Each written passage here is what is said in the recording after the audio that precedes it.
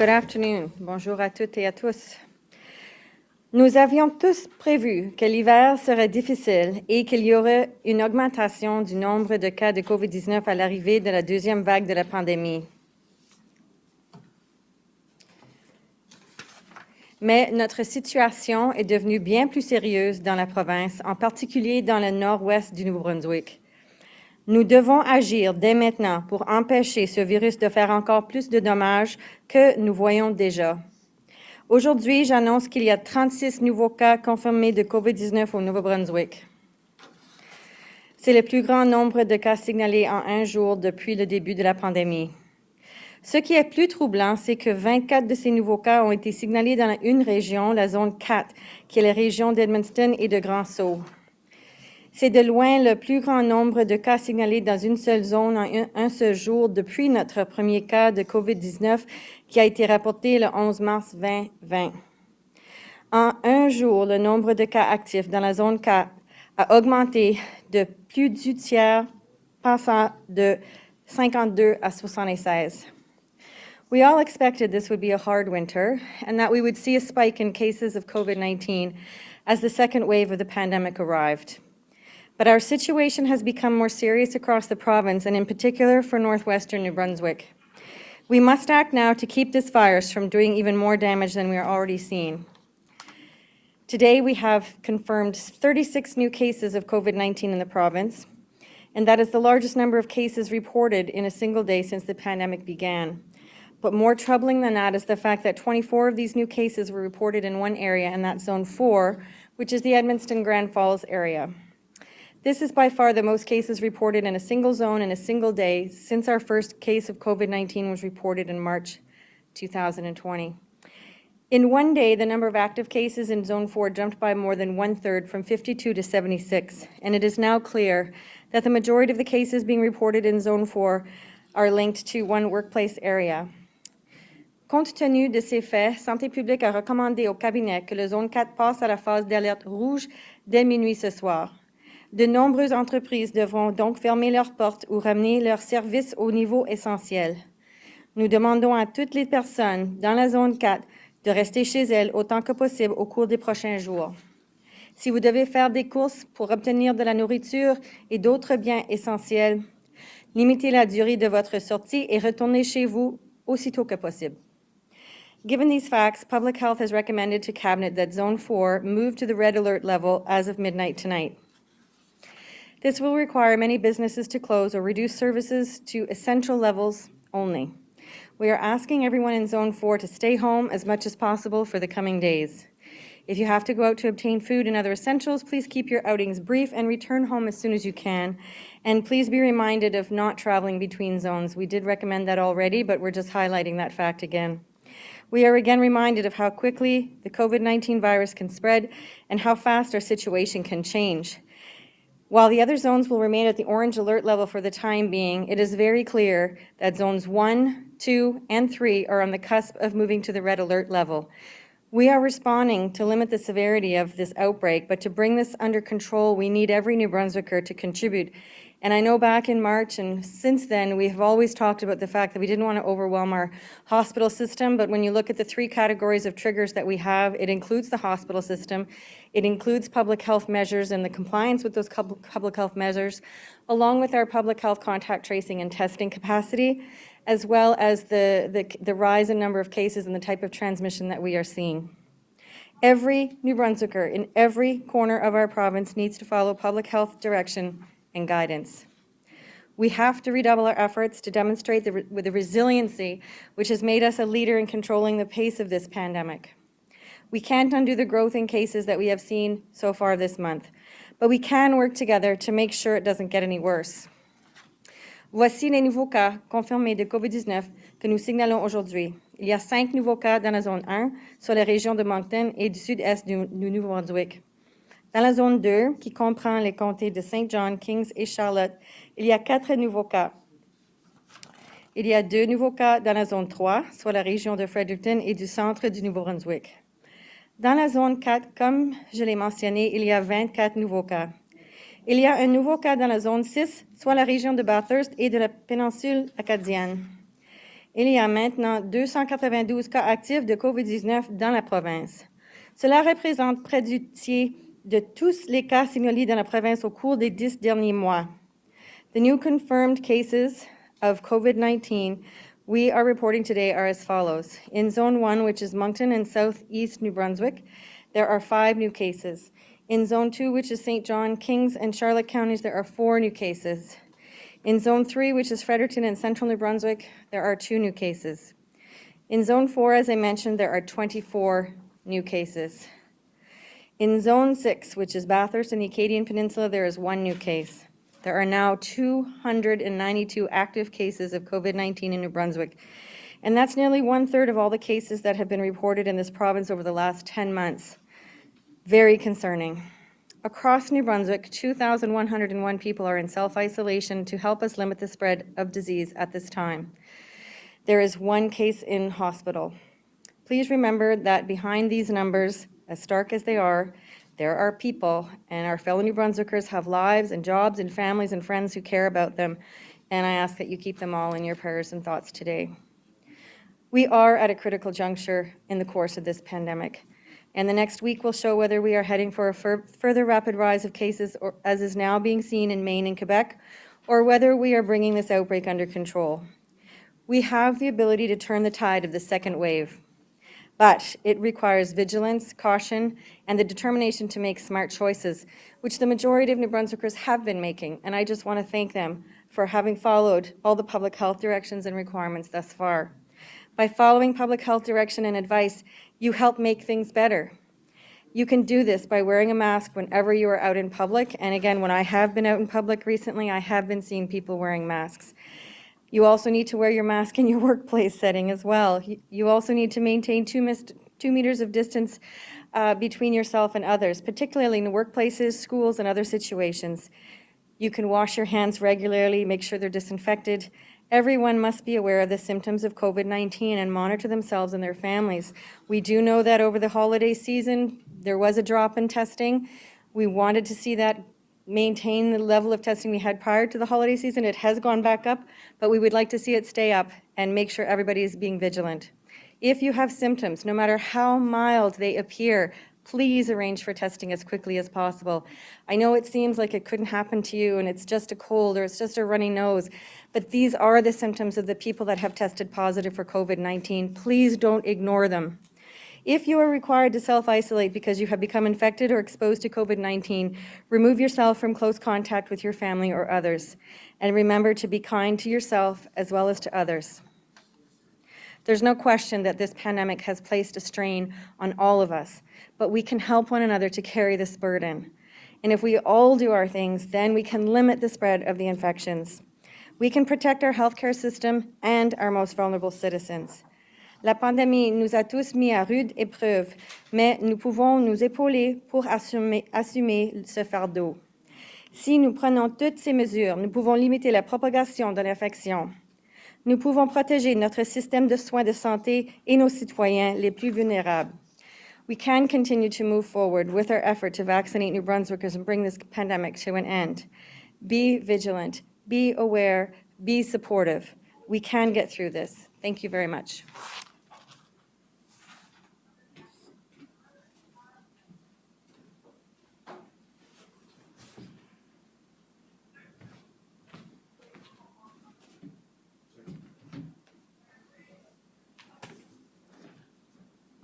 Est-ce que tout le monde peut assurer de désactiver les sons de vos micros? And everybody, please place your microphones on mute. Mr. Cardy. Good afternoon, everyone. Bon après-midi, bienvenue. Throughout the weekend, there have been 4 additional confirmed positive cases of COVID-19 in schools across the province. In Zone 2, Belle Isle Elementary School in Springfield and Milledgeville North School in St. John have both had confirmed positive cases of COVID-19. Both schools will be open tomorrow, January 18th, and unless advised by public health, students should return to school. In Zone 1, Riverview East School in Riverview and Caledonia Regional High School in Hillsborough have both had confirmed positive cases of COVID-19. School staff will contact families directly to inform them of any impact on learning. In addition, Students and staff at Caledonia Regional High School have been asked to stay home today as contact tracing is carried out. These cases bring us to a total of 14 schools and 6 early learning and childcare facilities currently impacted by confirmed cases of COVID-19 across zones 1, 2, 3, 4, and 5. I'd like to take this opportunity to remind families that if there is a confirmed positive case or possible exposure of COVID-19 in a school or childcare facility, that families in the school community will be notified directly by public health or the department or district. Otherwise, no news is good news. So we're committed to keeping you informed, up to date, with information as soon as it becomes available, while protecting the privacy of our students and staff as required by the Personal Health Information Privacy and Access Act. So I know these new cases add to the stress that families across New Brunswick are already feeling. I want to continue to thank the families of this province and the folks who work tirelessly inside our school system to keep it going day after day, whether those are teachers, EAs, the support staff, people in the district and in the department. It's going to be a difficult few weeks coming up, but as Dr. Russell said, we have the light at the end of the tunnel right now, which makes it all the more important that we not let our guard down. Your government is doing its best to adapt to changing circumstances. We have to ask the people of the province to continue to lead the way as they have over the course of this pandemic by also adjusting your behavior to better protect all of us from this deadly disease. Because all of us are continuing to hear the stories of people not following the rules. The stories of people, as Dr. Russell said, who maybe just feel like they've got a little bit of a sniffle. That is what makes COVID-19 so dangerous. The fact that it's so ordinary in its initial symptoms, or there are no symptoms at all. So when we hear the stories about people selling raffle tickets, going for chicken, famously, making trips around this province that have no real utility or purpose, when I get emails from people saying, well, there's nothing to stop us from traveling from zone to zone. And you know, we're in a democracy and a free society. And you're right. You're not going to have the force of the law breathing down your neck, although more and more that is going to be required as our resources allow. But all we can do, again, is ask you as citizens, you, the tiny percentage of the population who are causing these difficulties for so many other people, who are isolating, in some cases alone, lonely, depressed, suffering. We can each play a part in pushing back against COVID-19. Do not think you have no power. Don't wait for the government to tell you what to do. Follow the rules. 2 meters. Social distancing. Wear a mask. Wash your hands. This is not rocket science. We've gone through this for nearly a year now. Au cours des derniers mois, nous avons acquis beaucoup d'expérience à gérer les cas dans les écoles. Je suis convaincu qu'en ayant votre collaboration et grâce à votre entraide et à votre bonne volonté, nous parviendrons à surmonter ces défis rapidement et de manière sécuritaire. Il faut offrir aux élèves des milieux d'apprentissage sains et sécuritaires pour favoriser au maximum leur réussite scolaire, la raison d'être du système d'éducation. Et c'est pourquoi que nous avons mis en place des plans pour faire en sorte que les écoles publiques puissent demeurer ouvertes, même s'il y a qu'un petit nombre de cas signalés. Nous avons collaboré avec la santé publique, Travail sécuritaire Nouveau-Brunswick, les écoles et les districts scolaires pour développer nos plans et nous assurer qu'ils tiennent compte des cultures et des réalités individuelles de près de 300 écoles de la province. So we've always said that our phase plans are living documents and will be updated as required. And of course, there's massive efforts going on inside government now to take into account both the spike in infections and the rise of new variants of COVID-19, and also, on the very happy side, the rollout of vaccines across our province. So we've always said again that we're going to be reflecting best practices and the most up-to-date knowledge that we have. So based on the experience and knowledge we've gained in responding to each individual situation, we know that the safest place for students to be right now is in school. We've seen this since September, when our schools have been orderly, well-run, led by excellent teachers and administrators and the support staff who help them get through each day. And they have managed to make school in New Brunswick a safe place to be. And of course, that's not just critical for the long-term academic success of our province's students, but also critical for their mental and physical well-being. So working to keep students in school as much as possible helps support our public health goals. Dr. Russell has pointed out that when students are at school, they're in that supervised environment with those strict health and safety protocols in place. Their social needs can be met while maintaining physical distancing, using masks, and of course the encouragement to maintain proper hygiene. That's why we support the recommendations of public health we've made to and have made the changes to our return to school plan that ensure students can stay in schools during the red phase following increased health and safety measures. I'll list through some of those right now. Those additional measures include students and staff being required to stay home if they have even one symptom of COVID-19. School staff will be actively screened when they report to work each day. And should a single positive case of COVID-19 be confirmed at a school in the red phase, that school will close to allow for contact tracing to be carried out. And in that situation, testing would also be available for staff on site. So these measures build on the orange phase health and safety requirements, including increased mask use, changes to physical education protocols, and limiting extracurricular activities. And more information is going to be available today on the Department of Education and Early Childhood Development's website, the Return to School website specifically on the ECD page. It's important that when we talk about why we want to try and keep schools open as long as possible, that we remember that every New Brunswicker under the age of 12 has to be under active adult supervision. And as we try and live through this last phase of the pandemic, obviously we cannot force large numbers, thousands of parents, to have to make that choice between the work that they need to put food on the table, and as Dr. Russell and I were talking about just before the briefing started, an income is a social determinant of health. So when we talk about this false equivalency between health and the economy, you need a strong economy to have a strong healthcare system. There's no two ways about that. So while I appreciate that there will be concern over schools remaining open, I am convinced, and have been since late last year when this idea began to be discussed in the department, that this is the correct approach. N'oublions pas que le mandat principal du ministère de l'Éducation et du Développement de la petite enfance est de s'assurer que chaque élève ait accès à une éducation de première qualité. Mais nous avons toujours dit que nous n'hésiterons pas à avoir recours au apprentissage à domicile quand c'est nécessaire. Ces décisions doivent toutefois être bien réfléchies. Il faut continuer d'agir comme si le COVID-19 pouvait survenir n'importe où.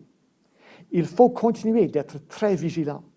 Les précautions et les mesures sanitaires que nous prenons servent autant à nous protéger nous-mêmes qu'à protéger les autres.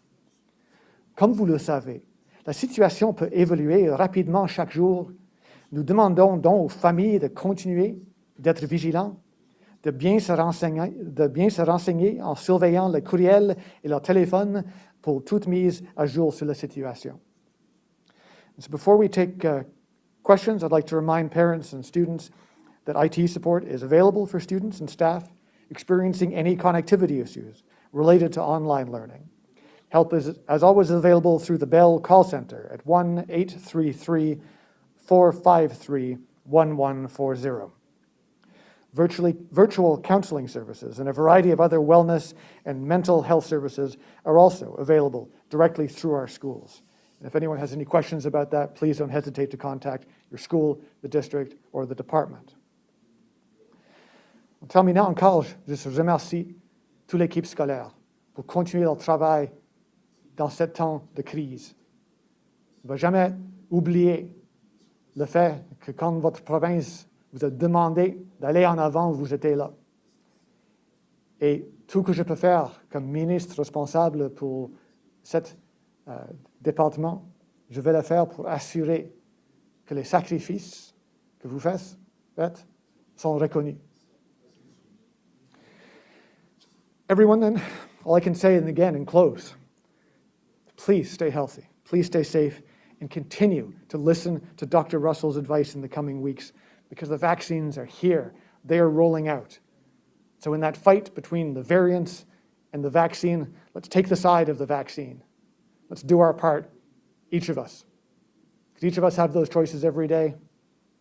The journalists watching today, Dr. Russell, Premier Higgs, myself, we all have our role to play as citizens.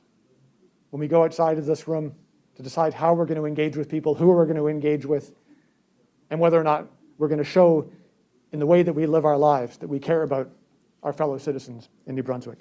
Merci. Thank you.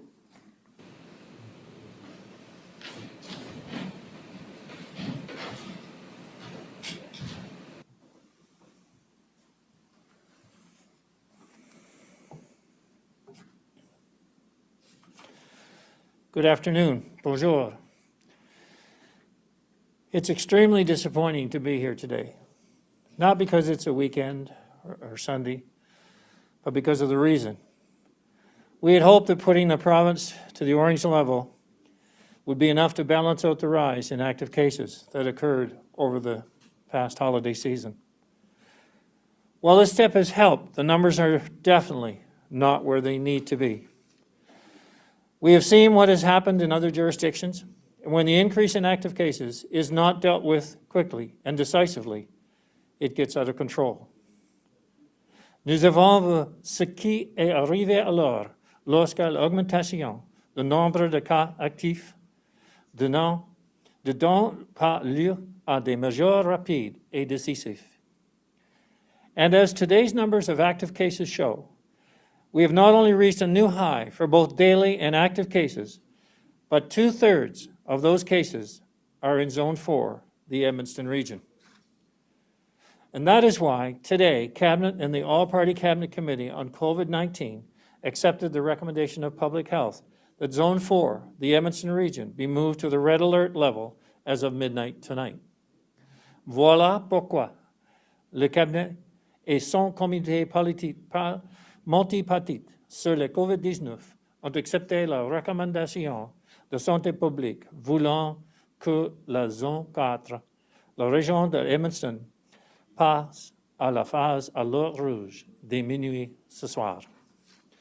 It's important to note that while the other regions of the province will remain at the orange alert level for the time being, Zone 1, the Moncton region, Zone 2, St. John region, and Zone 3, the Fredericton region, are all on the cusp of moving to red in the coming days, and they will be monitored very closely. Under the red alert level, you must stick with your single household bubble. Outdoor gatherings are reduced to 5 people or fewer with mask and physical distancing. Les rassemblements extérieurs sont ramenés à 5 personnes, ou moins avec le port de masque et la distanciation physique. You cannot eat in at restaurants. Drive-through, takeout, and delivery only. On ne peut pas manger au restaurant, dans ce sont les services au volant, les maîtres à l'emporter et la livraison seulement. Gyms, hairdressers, and entertainment centers are closed. After thorough analysis, it was decided that schools will remain open under the red alert level, and the addition of strict measures to ensure the health and safety of both students and staff. As Minister Cardy mentioned, we made this decision because we know that closing schools and moving learning online has repercussions beyond the classroom. Comme le mentionnait le ministre Cardy, nous avons pris cette décision parce que nous savons que la fermeture des cours et le passage à l'apprentissage en ligne a des répercussions au-delà de la classe. At the same time, we must do everything we can to keep everyone safe and slow the spread of COVID-19. As today's number of active cases shows, the virus is indeed on the move in our province. and it's on the move because people are carrying it all around the province.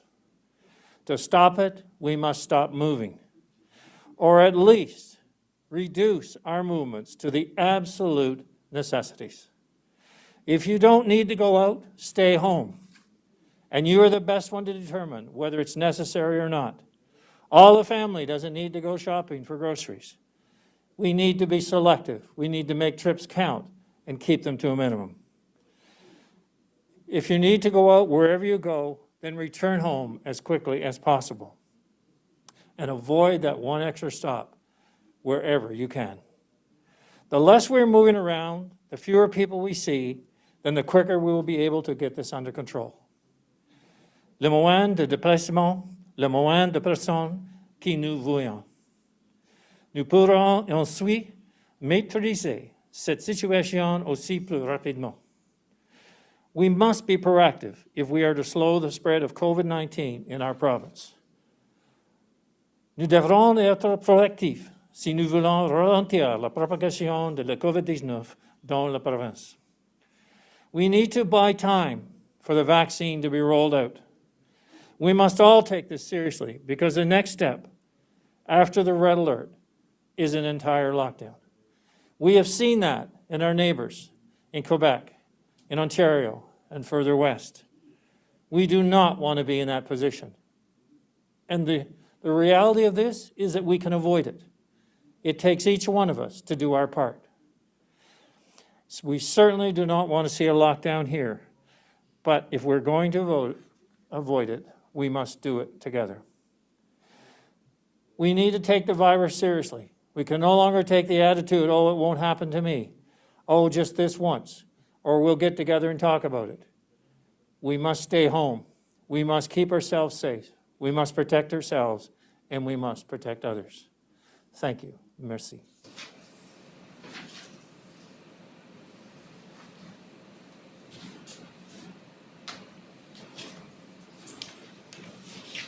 Thank you, Premier, Minister Cardy, Dr. Russell.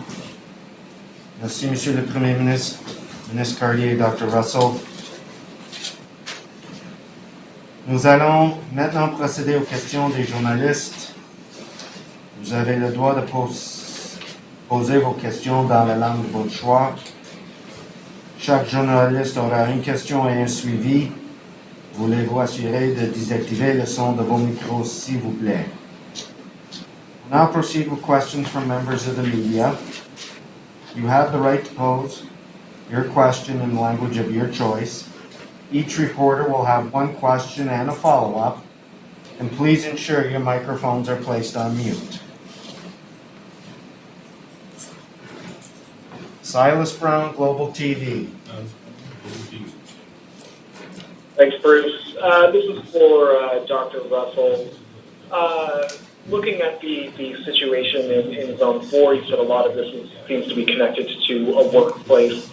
I'm curious what amount of a role that workplaces are contributing to spread right now, and if we're starting to see workplaces and other situations supplanting travel as the main driver of some of the spread. It's a great question, Silas, and our epidemiologists work really hard at putting together a picture of what the whole province looks like, also in terms of the timing. So we know that at the Christmas holiday period, gatherings were contributing to the outbreaks. People not getting tested who had symptoms and going to these gatherings or a workplace was contributing to the outbreaks. We also know that travel will always contribute to outbreaks in the sense that our borders are not completely closed. So we have been looking at all different ways of tightening up our borders in terms of who we let in and what they have to do once they get here. So that's in terms of all of the things that we're trying to use right now in our toolbox to clamp down on these outbreaks. But once we went into the orange phase and once we saw that, gatherings were no longer contributing to the outbreaks, once we got into the orange phase, there were still the after effects of the yellow phase prior to that. And then the ongoing travel-related cases are still happening. We are still seeing a lot of transmission in workplaces. So you are correct. I don't know that it's transplanted travel completely at this point, but certainly anybody who goes to any setting, whether it's school or workplace, with symptoms and is not getting tested is contributing to outbreaks and spread. People who don't wear their masks in those settings can contribute to spread as well. And people who aren't self-isolating properly can contribute to spread at this moment. So again, we're really trying to make sure that everybody understands that they have to do their part right now to settle these outbreaks down. And obviously, we had gone to the Edmundston area on Friday to have an engagement session with the leadership in that community. We visited the Vitalité staff. We also visited the public health team there to give them some moral support and encouragement. I think the public health teams all around the province are really have really stepped up in terms of the efforts that they've been putting into this throughout the pandemic. So if you can give a shout out to somebody you know is working in public health right now, or even public safety, et cetera, those are the people on the ground that are doing the hard, heavy lifting right now. Thank you, Doctor. Mr. Brown, do you have a follow-up? Yes, thank you. This is for either Dr. Russell again or for the Premier. The big message here, particularly in red, seems to be stay home as much as you can. But looking at the red phase rules, we're still going to have people going to school.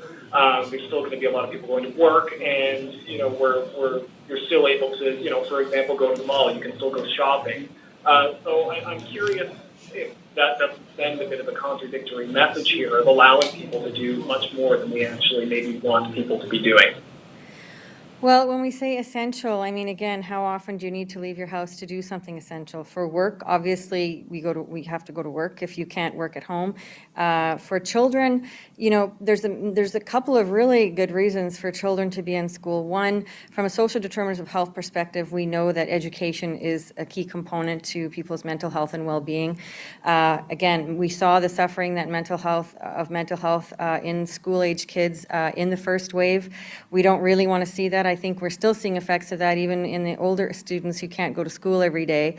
And as Minister Cardy mentioned, that those people who wouldn't have options for daycare alternatives when they're trying to go to work with kids at home would present some problems. So I hear what you're saying in terms of those contradictions, but we've always tried to approach all of these things since the first wave from a social determinants of health perspective.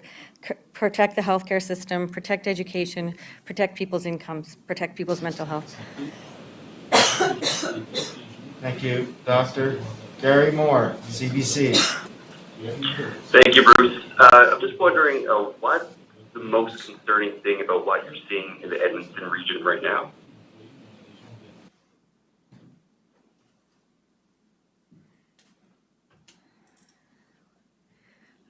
Frustration in my public health teams. They really are working really hard, and I think when we did see a few cases where situations emerged that it was found out that people were not giving truthful information, they weren't providing all the information, and that slows everyone down because then we can't do the contact tracing as quickly as we need to, because the key to being successful with COVID-19, one, is to stay ahead of it, and if you can't stay ahead of it, get caught up really quickly to get ahead of it and stay ahead of it. So that's what we're trying to do very diligently across this province. Obviously, when we see outbreaks in vulnerable settings like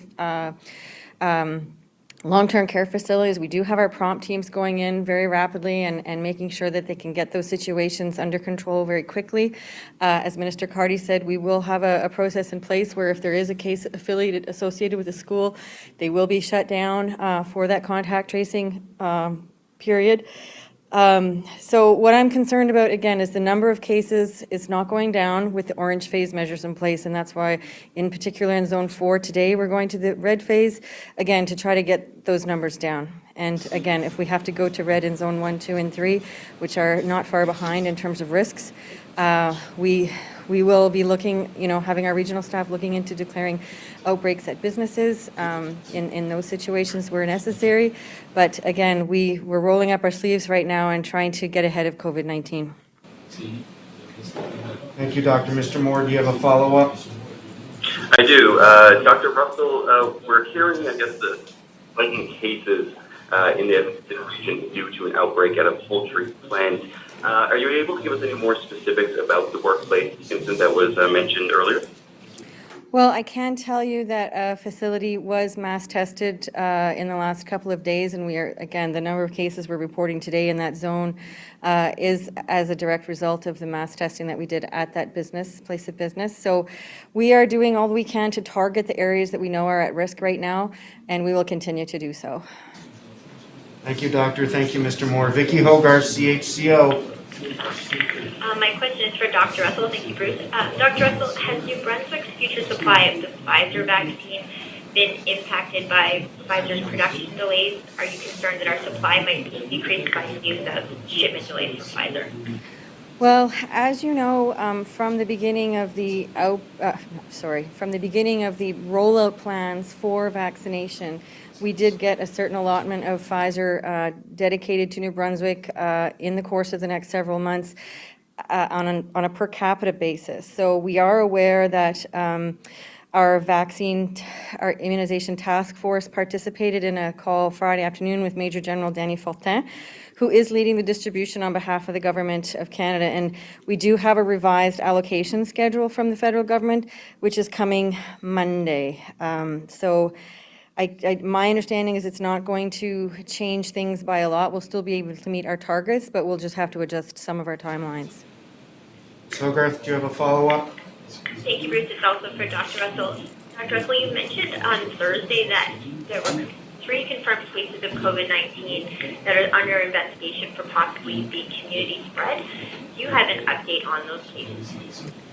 I don't have updates on those, but as soon as I do, I will be reporting on those. I can tell you that we do have several cases that are still under investigation for community transmission, and that is something that is on our list of triggers for going to red, so it is being looked at extremely closely at the moment.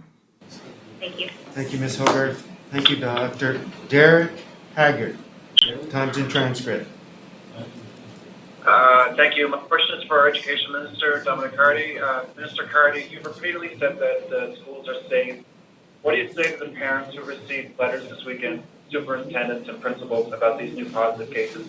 How do you reassure them that our schools are safe?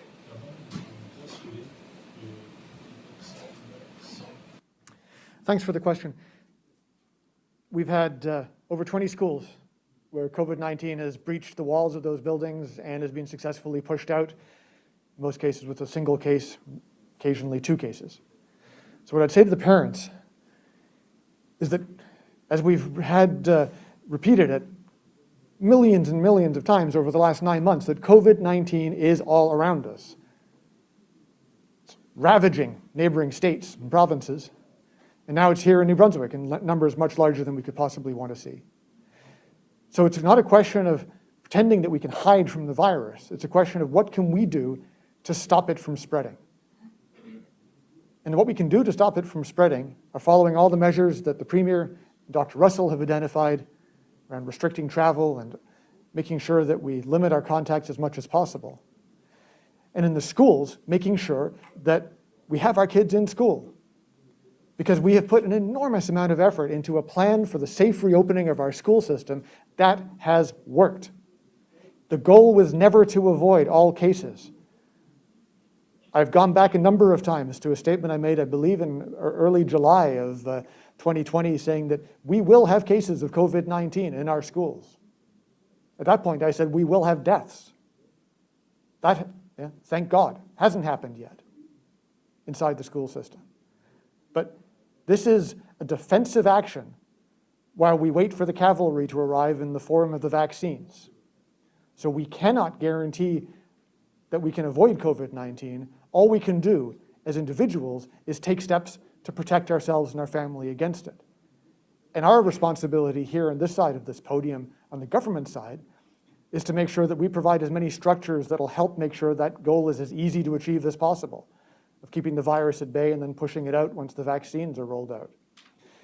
Schools are controlled, have clear plans, and as you heard today, we're increasing the security measures in the schools so that a single case will result in a school being closed in a red zone.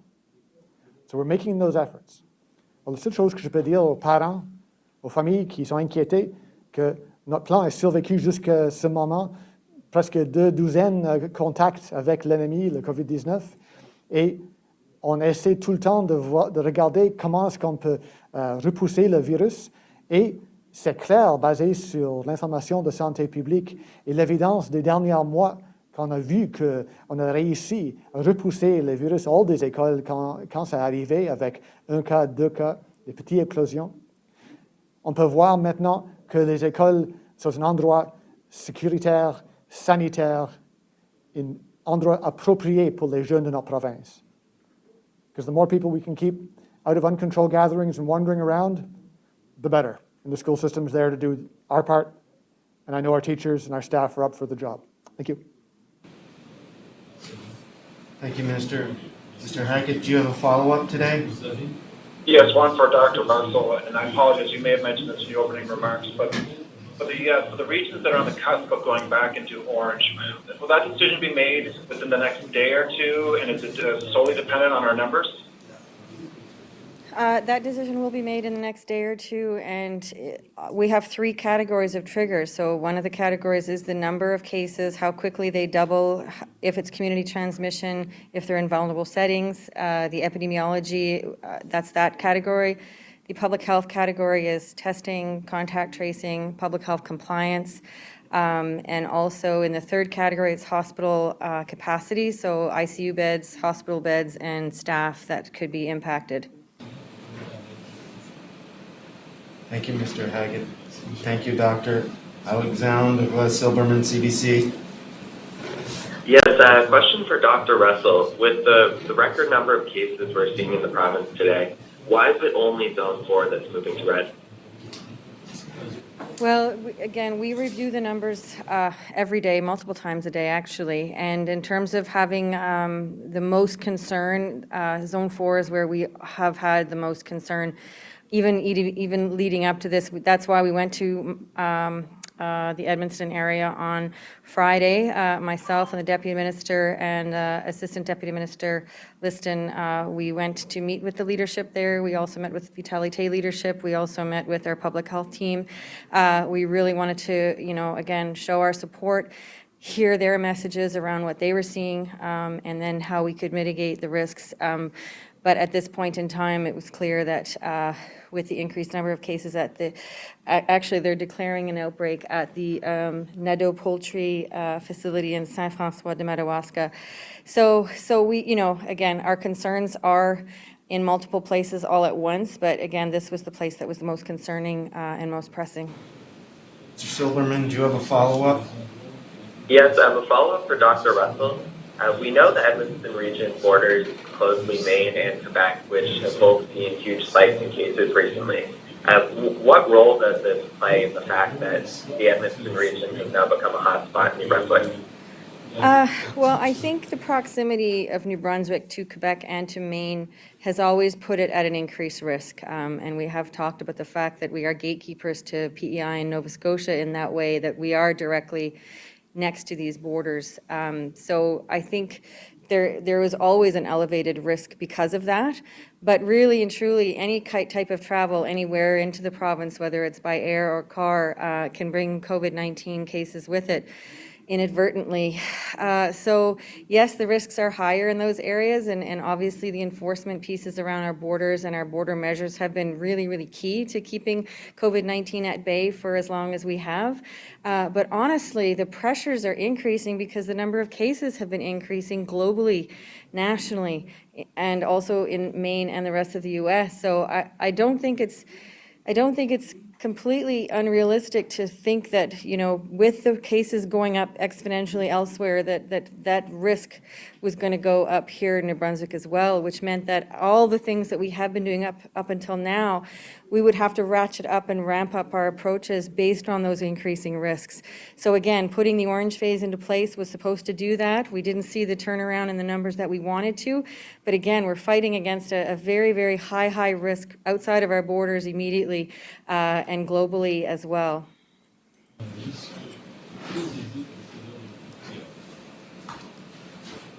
I'm just going to add a point to this. We've tried very hard throughout this entire process to allow people to go about their routine living with COVID as much as they possibly can, and try to keep businesses and people moving within their routines, albeit protect themselves at the same time. And that's been very successful for the past 10 months. And so what we've seen is a complacency that set in over the holiday period, and we're still trying to recover from that. And many people thinking they're immune. So while we may end up going into the red zone for the entire province, when we were in the orange zone for the entire province, it seemed that people in many ways felt, well, the whole province is orange, so despite our warnings not to travel between zones, and it was a concern that that was actually happening. So we may have to get there with all zones, but right now we have a zone that's turning red, and people need to stay contained within that zone, and they need to stop moving within that zone, and we need to not move in and out of that zone.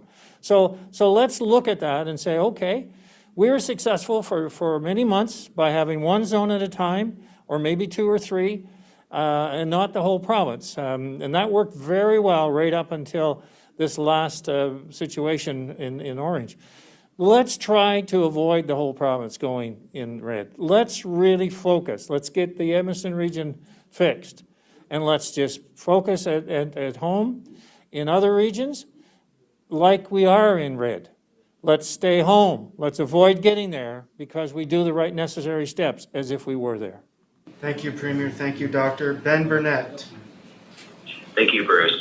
I'm wondering about the comments that Dr. Russell made about Moncton, St. John, and Fredericton being on the cusp of red as well, and in particular the mention that we will know within the next day or two. Due to the virus's gestation period or incubation period, there is a lag in reporting new cases. Are we expecting to see spikes there, or what sort of trends are we currently seeing that are troubling to you in those regions? So the trends that we have been watching A news and public affairs production of CHCO-TV, New Brunswick's only source for independent community across television. the province in those zones is increasing dramatically. We're also seeing some unlinked chains of transmission, which makes us very concerned about community transmission. We're still investigating that. Again, we just know that, again, our healthcare capacity can be impacted 2 or 3 or 4 weeks out if the number of cases goes up above a certain amount, and if a percentage of those are in the elderly population, which we know has a high risk of needing hospitalization and ICU beds. So again, it's not just what's happening today. You're right. It's about what happened a week ago and 2 weeks ago. But if we act now based on the triggers that we're using for our risk assessments, including contact tracing and testing capacity, because again, we're sort of at the maximum of what we can deal with in the short term. So we're not over capacity in terms of the short term, but if we don't turn this around and we have to try to sustain the level of cases and contact tracing and testing that we have to with this number of cases, there would be a time when there would be a turning point where we wouldn't be able to keep up. So we don't want to arrive at that point and then put new measures in. We'd like to preempt that. It's the same thing with the hospital capacity. If we wait until we're beyond the hospital capacity in terms of putting measures in, then we've lost. So we're trying to be proactive and preemptive based on our risk assessments on these triggers. Thank you, Doctor. Mr. Burnett, do you have a follow-up? Yes, thank you. In other neighboring jurisdictions, we've seen some mass testing among different populations in Halifax and in PEI as well. I'm wondering if there are any plans for mass testing or increase in testing capacity to match the spike that we're seeing. So far, we have not had a problem meeting demand in terms of capacity. And when we see an area that needs to have more access to testing, we have been adding extra testing. So in Zone 4, we've added an extra testing area within the hospital, and so that's in addition to what was already there. We have done the mass testing at the Nadeau poultry facility. We try to be very targeted for a number of reasons. One, since the beginning of the pandemic, the message has always been test the right person for the right reason at the right time. When we have done mass testing, again, we've been very happy with how the process went. But out of 3,000 plus case tests in the Campbellton and Dalhousie area in their last outbreak in Zone 5, I think we only found 2 cases out of that mass testing. Does that mean we shouldn't have done it? No, not necessarily. We were very worried about community transmission, and what we found out after the fact, after 4 weeks of investigation, all of the unlinked chains that we thought we had found actually then finally were linked. So it just took a lot longer to make those connections and rule out community transmission at that point in time. So we won't rule out mass testing as it's needed, but for right now, we're happy with the targeted approach that has been working for us so far. Again, if things go to the point where we are worried about community transmission, then we'll have those conversations again. Thank you, Doctor. Thank you, Mr. Burnett. Marie-Ève Brassard, Radio-Canada. Oui, bonjour. Ma question serait pour la docteure Jennifer Russell.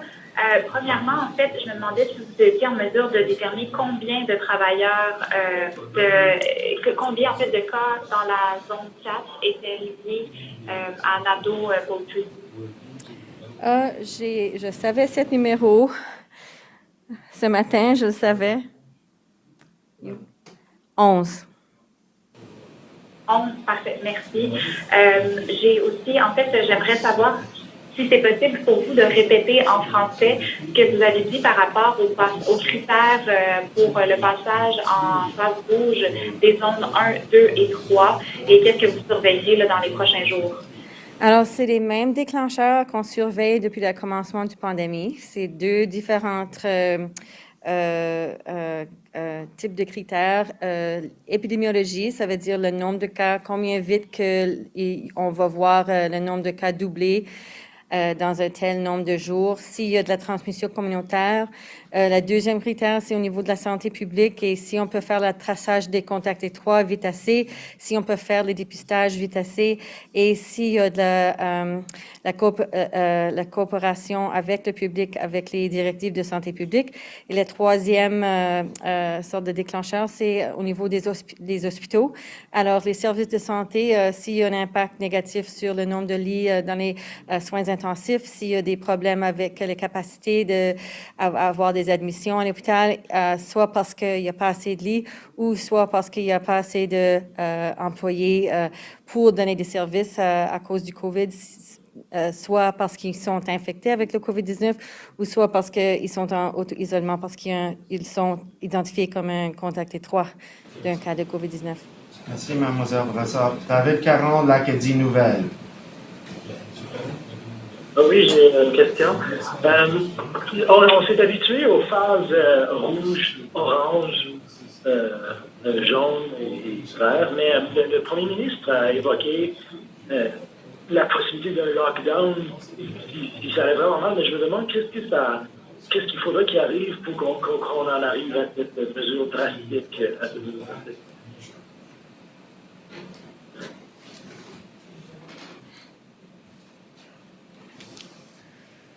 I guess at this point, if you talk about think about what we're seeing across the country, when we're seeing major centers, certainly in Quebec and Toronto and Ontario and looking across into Alberta, where basically business close and people we just stop moving, and then it comes to the very basic essentials that actually are allowed to continue.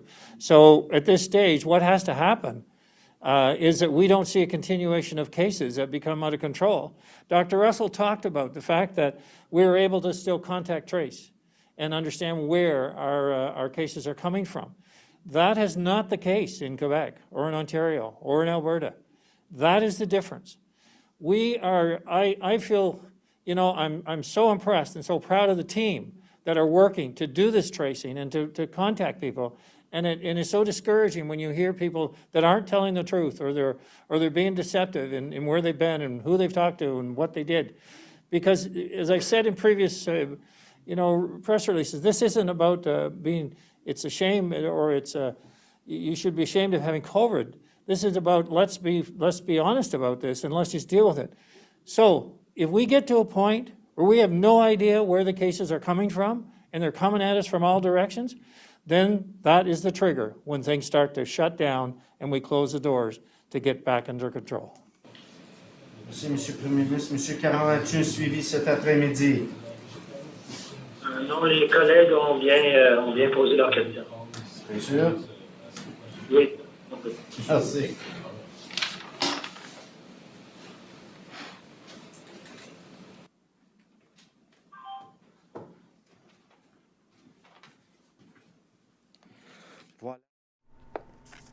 That concludes today's COVID-19 update for New Brunswick. I'm Vicki Hogarth in the CHCO newsroom. Let's just do a quick recap of everything we learned today. There are 36 new cases of COVID-19 in the province. 5 of those are in the Moncton region, 4 in the St. John region, 2 in the Fredericton region, 24 in the Edmundston region, and 1 in the Bathurst region. Now, due to the 24 new cases that are in the Edmundston region, that region is rolling back to the red level of recovery tonight at midnight. If there's an update tomorrow, I will be posting it as soon as I find out on our Facebook page to let you know what time it is. So usually it is 2:30, and I will see you then. Have a good night. A news and public affairs production of CHCO-TV, New Brunswick's only source for independent community television.